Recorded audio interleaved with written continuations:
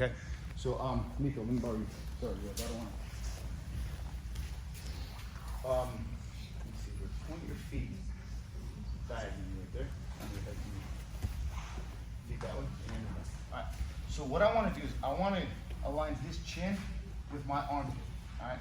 And I'm just going to start here, and I want to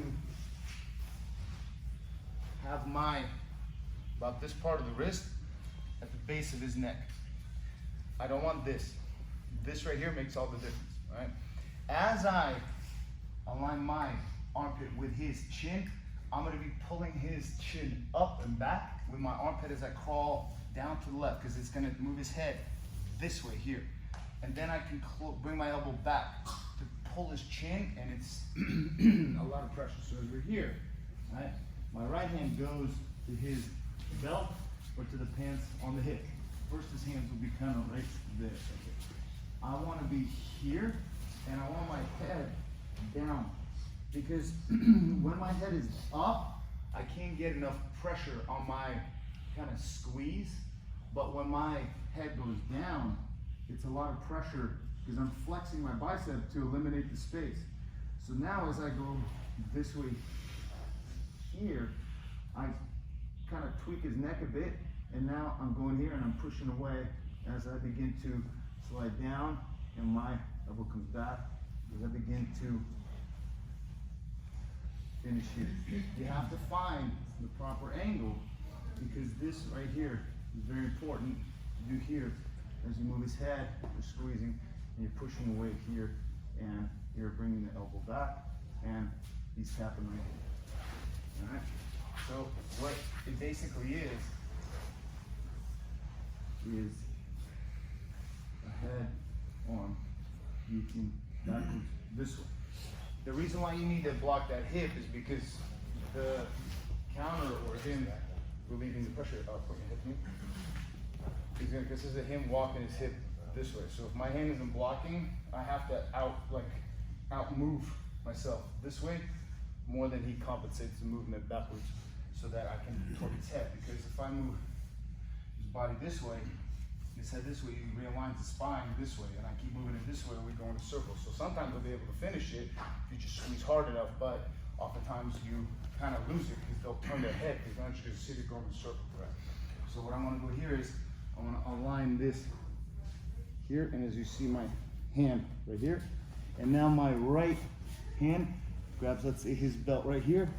As I get my head down within his armpit, then I'm going to slide down and to the left as my elbow pinches, and I move myself back. I have to keep this away, because if he starts trying to walk his hip in, it makes it even tighter for me to be able to walk back and finish. So the other thing you'll feel when you have a good bite here, your elbow, you can bring your elbow back. That makes all the difference, because what it does is that it pulls the chin and torques the cervical vertebra. You want? Let me just white in here. Shit.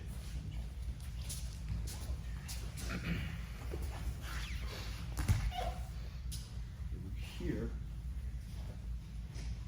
If you want to, you can grab your collar.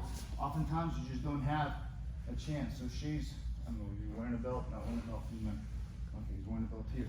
So as I go here, I want to be right here, and then I want to scoot in. The whole time I'm flexing down my bicep to eliminate the space, and if you notice, my left elbow is separated from my ribs. So I'm gonna go this way here, and now I can bring this back for his chin, squeeze, and walk it. If I don't have enough, I can bring him here and finish it. Okay. If he keeps walking, it's even better, because you have something to brace. Walk your feet this way. So another thing happens here also, as you're at this angle north-south here, you get here and you slide back here. You can grab the pants here, and you start sliding back. If that's not enough, the belt here. Shay, slowly, what would you do with your hands?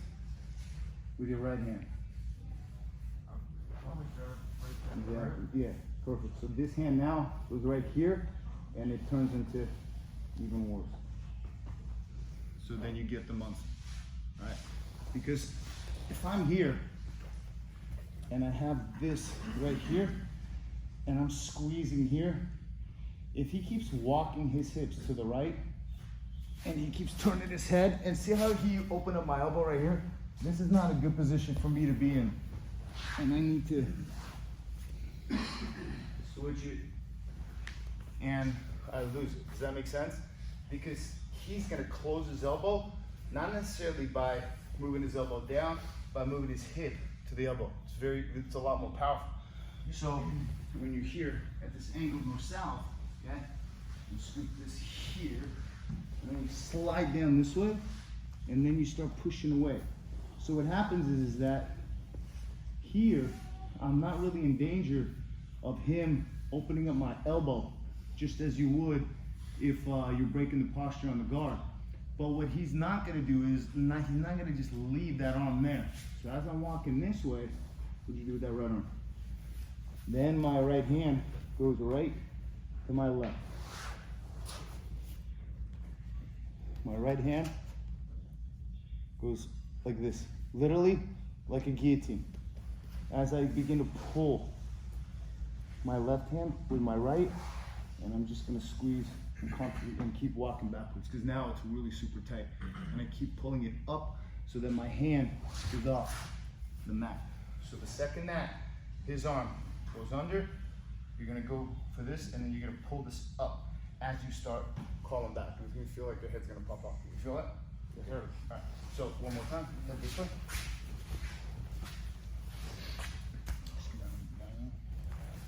So here, you're just gonna be, you got to the angle north-south here, right? And then you're about here, and you go 1, 2, and 3 here, right? I'll try for that. Yes.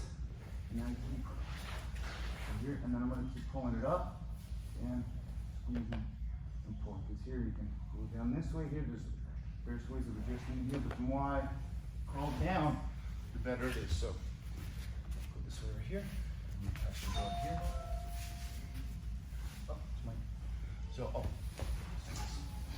So here he got his grips. Up. Here. Here, maybe I'll give him a little bit of forward encouragement here, off the hip, here, here, now, north-south, right here, right here, hips, and I go, this right here, as his hand pushes away, go right there, and now my head goes to the mat, and I squeeze, and finish. Does that make sense? So, okay. This goes up and over. Try it. 1, 2, 3.